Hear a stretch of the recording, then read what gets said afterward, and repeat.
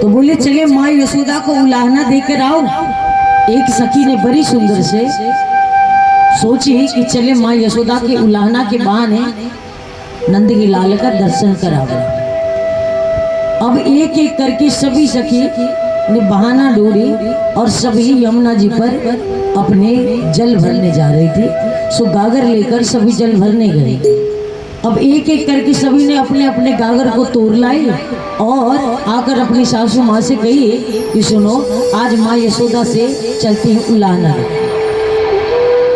बोली बड़े बुजुर्ग का काम उलाहना देना नहीं हुआ करे। सो बोले आज नई बहू ने मार्ग ढूंढा बाल कृष्ण के दर्शन के लिए। क्यों ढूंढना पड़ा?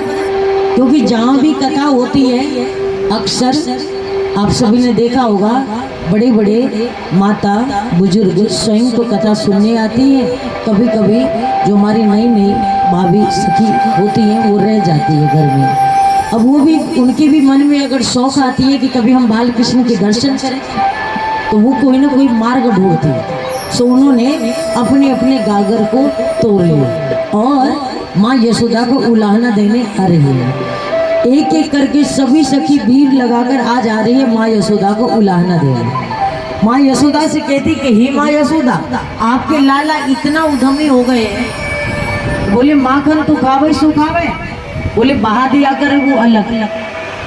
बोले मेरो लाला और माखन चोरी किया करे। बोले जी बात समझ में नहीं आई। बोले मेरे घर में स्वयं 9 लाख गाय है, मेरो लाला को क्या आवश्यकता पड़ी है कि माखन की चोरी करेगा।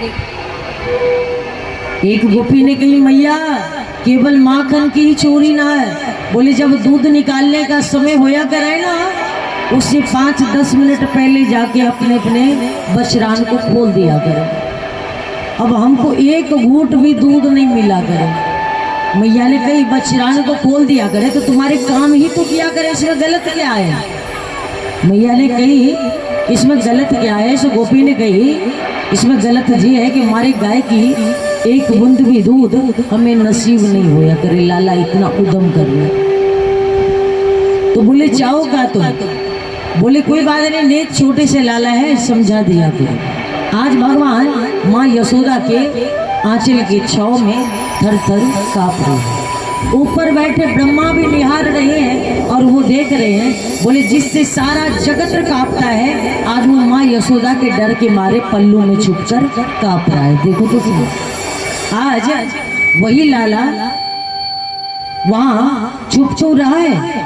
एक गोपी कहती है कि एक कमी हो तब तो बताओ। एक गोपी कहती है मैया आपके लाला का लीला बताओ। बोले हाँ कहो। बोले कल हमारे घर में हमारे पतिदेव का जन्मदिन था और ग्रामीण आंचल के सभी लोग जन्म उत्सव मनाने आए।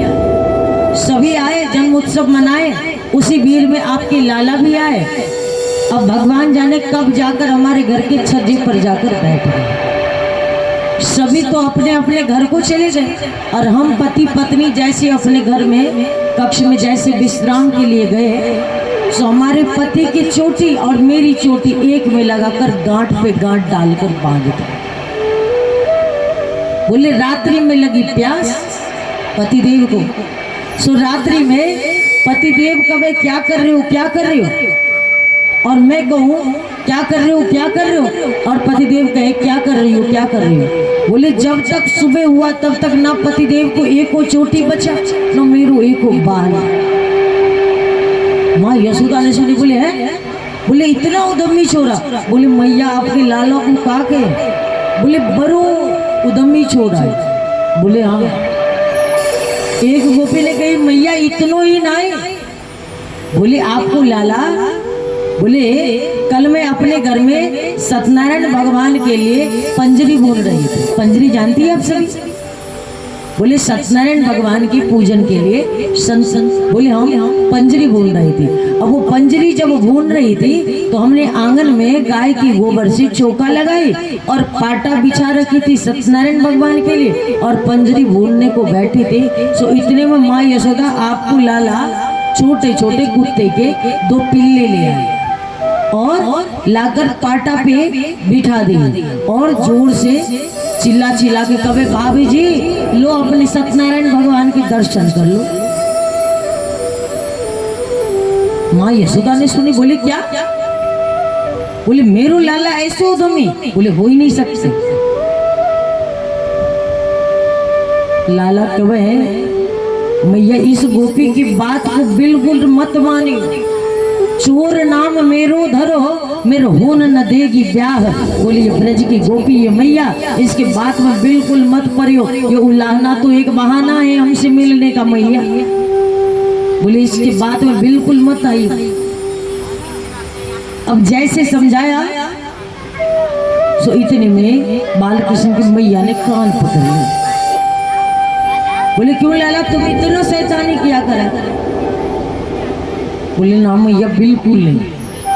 बोले ये गोपी से कभी कभार माखन मांग लिया करो ना, ये जीभ दिखाकर मोए चिढ़ाया करे। तो बोले फिर? बोले अरे मैया माखन के बदले में ये मेरे से चीटी बिनाया करे। बोले क्या?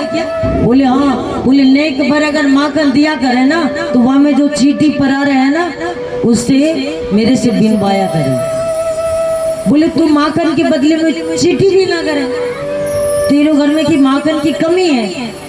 भगवान ने कहा मैया